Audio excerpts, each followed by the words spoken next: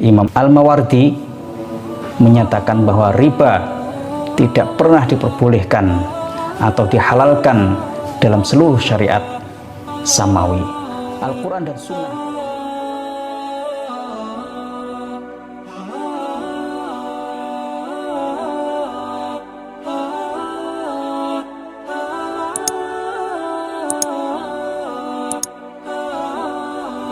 Assalamualaikum warahmatullahi wabarakatuh.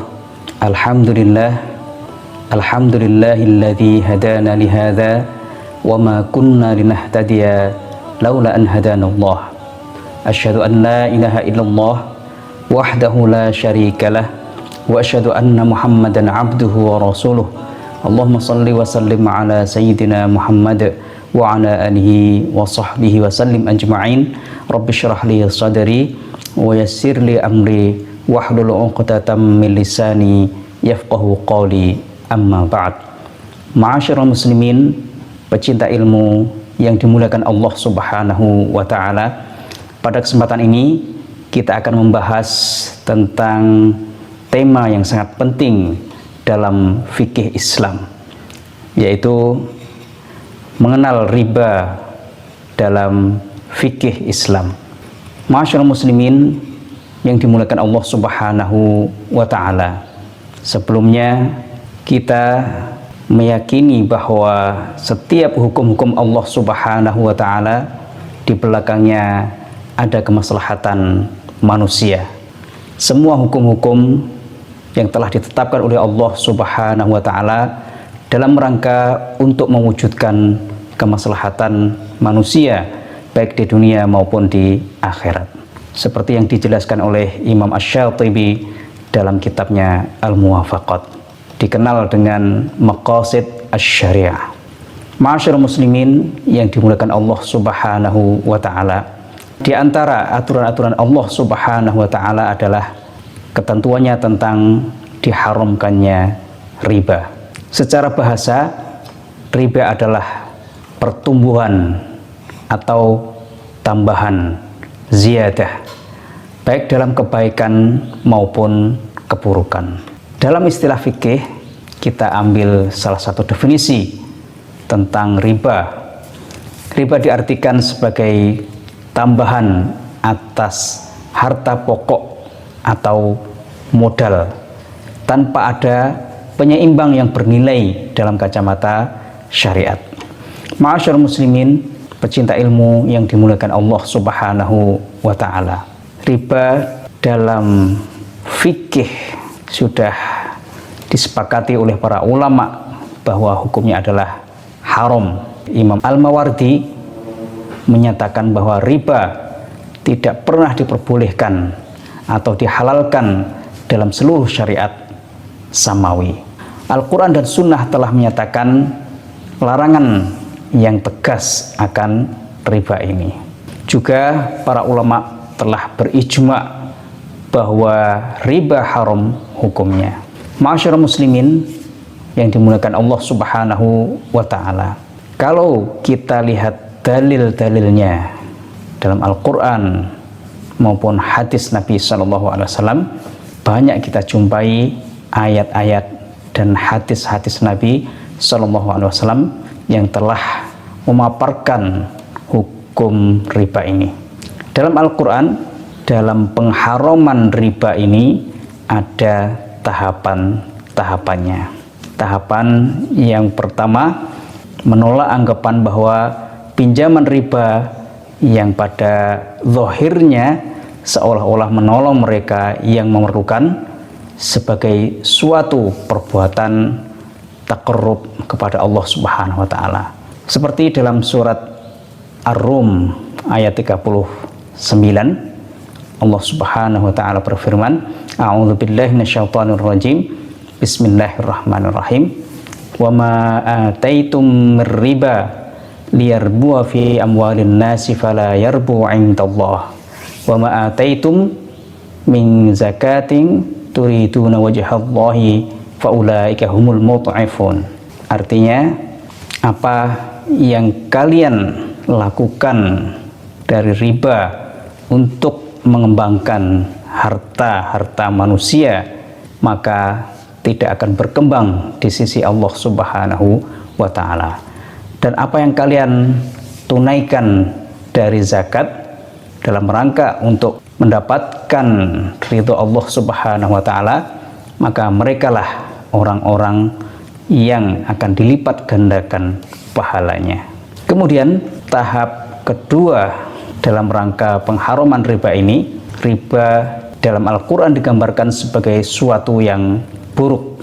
Allah mengancam memberi balasan yang keras kepada orang Yahudi yang memakan riba.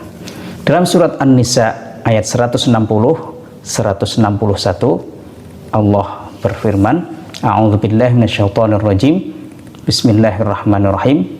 Fabidzulmin minal ladzina hadu harramna 'alaihim thayyibatin uhillat lahum wa bisaddihim 'an sabilillahi katsira wa akhdhihimur riba wa qad nuhu 'anhu wa aklihim amwalan nasi bil batili wa a'tadna lil kafirina minhum 'adzaban alima. Dengan kezaliman orang-orang Yahudi, kami telah mengharamkan kepada mereka hal-hal yang baik yang asalnya kami halalkan bagi mereka.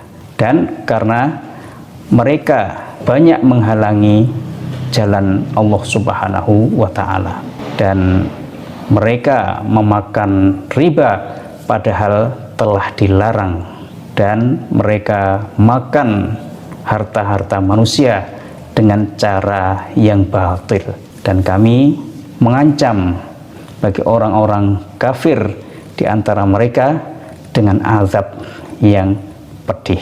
Ma'asyiral muslimin yang dimuliakan Allah Subhanahu wa ta'ala, kemudian tahap ketiga dalam rangka pengharaman riba ini, riba diharamkan dengan dikaitkan kepada sesuatu tambahan yang berlipat ganda. Para ahli tafsir berpendapat bahwa pengambilan bunga dengan tingkat yang cukup tinggi merupakan fenomena yang banyak dipraktekkan pada masa tersebut, sebagaimana digambarkan dalam surat Ali Imran ayat 130. A'udzubillahi minasyaitonir rajim. Bismillahirrahmanirrahim. Ya ayyuhalladzina amanu la ta'kulur riba adha'afan mudha'afah wattaqullaha la'allakum tuflihun. Wahai orang-orang yang beriman, janganlah kalian memakan riba yang berlipat-lipat ganda, dan bertakwalah kepada Allah supaya kalian beruntung. Ayat ini turun pada tahun ketiga Hijriyah. Secara umum, ayat ini harus dipahami bahwa kriteria berlipat ganda bukanlah merupakan syarat dari terjadinya riba. Jikalau bunga berlipat ganda, maka riba. Tetapi jikalau kecil, bukan riba, bukan seperti itu. Tetapi ini merupakan sifat umum dari praktek pembungaan uang pada saat itu. Demikian juga ayat ini harus dipahami secara komprehensif dengan ayat 278 sampai 279 dari surat Al-Baqarah yang turun pada tahun ke-9 Hijriah. Masyaallah muslimin, pecinta ilmu yang dimuliakan Allah Subhanahu wa ta'ala. Kemudian pada tahap terakhir, Allah Subhanahu wa ta'ala dengan jelas dan tegas mengharamkan apapun jenis tambahan yang diambil dari pinjaman. Ini adalah ayat terakhir yang diturunkan menyangkut riba, yaitu dalam surah Al-Baqarah ayat 278 sampai 279. A'udzubillahi minasyaitonir rajim. Bismillahirrahmanirrahim. Ya ayyuhalladzina amanu taqullaha wa dharu ma baqiya minar riba in kuntum mu'minin. Fa in lam taf'alu fa'dhanu biharbin minallahi wa rasulih wa in tubtum falakum ru'usu amwalikum la tadhlimuna wa la tudhlamun. Wahai orang-orang yang beriman, bertakwalah kepada Allah dan tinggalkanlah apa yang sisa dari riba jika kalian orang-orang yang beriman. Maka jika kalian tidak melakukannya, berarti kalian menantang perang dengan Allah dan Rasul-Nya. Dan jika kalian bertaubat, kalian boleh mengambil modal harta kalian. Kalian tidak menzalimi dan tidak dizalimi. Ma'asyar muslimin yang dimuliakan Allah Subhanahu wa taala, itu tahapan pengharaman riba dalam Al-Qur'anul Karim. Kemudian dalam sunnah Nabi SAW banyak sekali yang menegaskan akan keharaman riba ini. Di antaranya an Samurah ibni Jundub radhiyallahu anhu qala Nabi SAW ra'aitul lailata rajulaini atayani fa akhrajani ila ardin muqaddasah fantalaqna hatta ataina ala nahrin min damin fihi rajulun qa'imun wa ala wasatin nahri rajulun baina yadayhi hijarah fa aqbala ar-rajulu alladhi fi an-nahri fa idza arada ar-rajulu ay yakhruja rama ar-rajulu bihajarin fi fihi faraddahu haitsu kana faja'ala kullama jaa liyakhruja rama fi fihi bihajarin fayarji'u kama kana faqultu ma hadha faqala alladhi ra'aitahu fi an-nahri akilur riba. Dari Samurah bin Jundub radhiyallahu anhu berkata, Nabi SAW bersabda, aku melihat tadi malam dua orang mendatangiku, kemudian membawaku ke tanah suci. Maka kita berjalan sampai pada sebuah sungai yang mengalir di dalamnya darah. Di dalam sungai itu ada seorang laki-laki berdiri, dan di tengah-tengah sungai itu ada seorang laki-laki yang memegang batu menghadap laki-laki yang ada di sungai itu. Kalau laki-laki yang di sungai itu mau keluar, maka dia melemparnya dengan batu itu pada mulutnya. Kemudian laki-laki tadi kembali sebagaimana dia semula. Maka setiap kali laki-laki itu ingin keluar dari sungai, maka dia dilempar di mulutnya dengan batu, maka dia kembali lagi seperti semula. Maka aku bertanya, siapakah ini? Malaikat Jibril menjawab, yang kau lihat di sungai adalah orang yang memakan riba. Dalam hadis lain, An-Aun ibni Abi Juhfah qala ra'aitu abi ishtara abdan hajjaman fasa'altuhu faqala nahan Nabi sallallahu alaihi wasallam an thamanil kalbi wa thamanid dami wa naha 'anil washimah wal mawshumah wa akilir riba wa mukilahu wa la'anal musawwir. Dari Aun ibnu Abi Juhfah berkata, aku melihat ayahku membeli seorang budak yang bisa melakukan bekam. Maka aku bertanya, dia menjawab, Nabi SAW melarang tentang harga dari anjing, harga dari darah, dan melarang orang yang mentato dan yang ditato, dan melarang orang yang makan riba dan yang memberi makan, dan melaknat orang yang menggambar. Ma'asyar muslimin, pecinta ilmu yang dimuliakan Allah Subhanahu wa taala. Kemudian dalam hadis lain, qala Abu Bakrah radhiyallahu anhu qala Rasulullah sallallahu alaihi wasallam la tabi'u dzahaba bidz-dzahabi illa sawa'an bisawa'in wal fiddata bil fiddati illa sawa'an bisawa'in wa bi'u dzahaba bil fiddati wal fiddata bidz-dzahabi kaifa syi'tum. Abu Bakar radhiyallahu anhu berkata, Rasulullah sallallahu alaihi wasallam bersabda, janganlah kalian menjual emas dengan emas kecuali sama ukurannya, dan perak dengan perak kecuali sama ukurannya, dan jualah emas dengan perak atau perak dengan emas sekehendak kalian. Artinya ukurannya boleh tidak sama. Dalam hadis lain, an Ubadah ibnu Samit qala Rasulullah sallallahu alaihi wasallam, "Az-zahabu bil-zahabi wal fiddatu bil-fiddati wal burru bil-burri wasy-sya'iru bis-sya'iri wat tamru bit-tamri wal milhu bil-milhi mithlan bimithlin sawa'an bisawa'in yadan biyadin fa idza ikhtalafat hadhil asnaf fabi'u kaifa syi'tum idza kana yadan biyadin." Dari Ubadah ibnu Samit radhiyallahu anhu berkata, Rasulullah SAW bersabda, emas dengan emas, perak dengan perak, gandum dengan gandum, kurma dengan kurma, garam dengan garam, itu harus sama ukurannya dan harus kontan.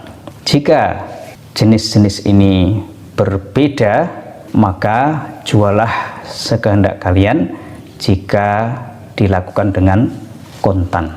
Hadis-hadis ini merupakan hadis-hadis yang sangat penting yang berkaitan dengan masalah riba. Dari hadis-hadis tadi juga kita pahami jenis-jenis barang ribawi, ketentuan-ketentuan tukar menukar barang-barang ribawi. Masyaallah muslimin, para pecinta ilmu yang dimuliakan Allah Subhanahu wa taala, para ahli fikih Islam telah membahas masalah riba dan jenis barang ribawi dengan panjang lebar dalam pembahasan ilat riba. Kesimpulannya bahwa ilat barang ribawi meliputi dua hal. Yang pertama, sesuatu yang menjadi harga atau bisa dijadikan standar harga, yaitu emas dan perak, baik itu dalam bentuk uang maupun dalam bentuk lainnya. Segala sesuatu yang menjadi harga dapat dikiaskan kepada emas dan perak dalam haramnya riba, baik terbuat dari kertas, kuningan atau yang lainnya. Kemudian jenis barang ribawi yang kedua yaitu barang makanan pokok seperti beras, gandum, jagung, serta bahan makanan tambahan seperti sayur-sayuran dan buah-buahan. Jadi barang-barang ribawi bisa dikategorikan dalam dua kategori tersebut, yaitu antara harga atau bahan makanan. Masyaallah muslimin, pecinta ilmu yang dimuliakan Allah Subhanahu wa taala. Kemudian yang penting kita bahas juga dalam masalah riba adalah macam-macam riba. Kalau kita bisa mengetahui macam-macam riba ini secara baik, kita akan bisa menilai apakah suatu transaksi itu termasuk riba atau tidak. Para ulama dalam mengklasifikasikan riba ini ada perbedaan pendapat. Jumhur ulama membagi riba menjadi dua, yaitu riba fadl dan riba nasi'ah. Namun dalam mazhab Syafi'i mengklasifikasikan riba lebih detail lagi, yaitu menjadi 4 macam. Dari 4 macam itu, ada kalanya riba itu berkaitan dengan hutang piutang dan ada kalanya berkaitan dengan jual beli. Yang berkaitan dengan hutang piutang yaitu riba qard dan riba nasi'ah. Riba qard adalah suatu manfaat atau tingkat kelebihan tertentu yang disyaratkan terhadap yang berhutang atau muqtarid. Gambarannya, misalnya si A berhutang kepada B. A mengatakan, aku menghutangi kamu 100.000 rupiah dengan syarat nanti kamu kembalikan 120.000. Nah, ini ada tambahan yang disyaratkan dalam transaksi hutang piutang, disebut dengan riba qard. Kemudian yang kedua adalah riba nasi'ah atau riba jahiliyah. Ini juga berkaitan dengan masalah hutang piutang, yaitu hutang dibayar lebih dari pokoknya karena si peminjam tidak mampu membayar hutangnya pada waktu yang ditetapkan. Jadi dalam riba jahiliyah ini atau riba nasi'ah ini adanya tambahan nominal hutang karena adanya perpanjangan waktu. Karena orang yang hutang tidak mampu melunasi pada waktu yang telah ditentukan, kemudian ditambah waktunya dan ditambah juga nominal hutangnya. Kemudian berikutnya riba yang berkaitan dengan jual beli, yaitu riba fadl dan riba yad. Riba fadl adalah pertukaran antar barang sejenis dengan kadar atau takaran yang berbeda. Sedangkan barang yang dipertukarkan itu termasuk dalam jenis barang ribawi. Jadi riba fadl ini orang tukar menukar barang ribawi sejenis, kemudian ada tambahan pada salah satu pihak. Ini disebut dengan riba fadl. Contohnya, orang menukar emas 1 gram ditukar dengan emas 1,5 gram, maka ini terjadi riba, namanya riba fadl. Atau orang menukar rupiah 100.000 rupiah ditukar dengan 90.000 rupiah, maka ini terjadi riba fadl. Kemudian riba yad adalah penangguhan penyerahan atau penerimaan jenis barang ribawi yang dipertukarkan dengan jenis barang ribawi lainnya. Jadi riba yad ini muncul karena adanya perbedaan, perubahan atau tambahan antara yang diserahkan saat ini dengan yang diserahkan kemudian. Jadi ada penundaan penyerahan barangnya. Yang satu diserahkan sekarang, yang lain diserahkan besok atau minggu depan. Ini disebut dengan riba yad. Ada penundaan serah terima tukar menukar barang ribawi itu. Ma'asyiral muslimin yang dimuliakan Allah Subhanahu wa taala. Kemudian dari hadis-hadis tadi juga ada ketentuan-ketentuan dalam tukar menukar antar barang ribawi. Yang pertama, jual beli antar barang-barang ribawi sejenis hendaklah dalam jumlah dan kadar yang sama. Barang tersebut harus diserahkan saat transaksi jual beli. Jadi kalau barangnya sejenis, maka syaratnya ada 2, yaitu ukurannya sama, kadarnya sama, kemudian dilakukan secara cash, diserahkan saat transaksi jual beli. Mislan bimislin dan yadan biyadin. Misalnya tukar menukar rupiah dengan rupiah, 5 juta ditukar dengan 5 juta diserahkan saat itu juga. Ma'asyiral muslimin yang dimuliakan Allah Subhanahu wa taala, maka kalau ukurannya berbeda maka terjadi riba, yaitu riba fadl tadi. Dan juga kalau tidak diserahkan saat transaksi maka terjadi riba, yaitu riba yad. Kemudian jual beli antar barang-barang ribawi yang berlainan jenis tapi masih satu ilat. Ini diperbolehkan dengan jumlah dan kadar yang berbeda dengan syarat barang diserahkan pada saat akad jual beli, yaitu seperti yang disebutkan dalam hadis tadi, fa idza ikhtalafat hadhil asnafu fabi'u kaifa syi'tum idza kana yadan biyadin. Jika barang-barang ini jenisnya berbeda, maka jualah sekehendak kalian jika diserah terimakan pada saat transaksi. Kemudian jual beli barang ribawi dengan barang ribawi yang berbeda ilatnya.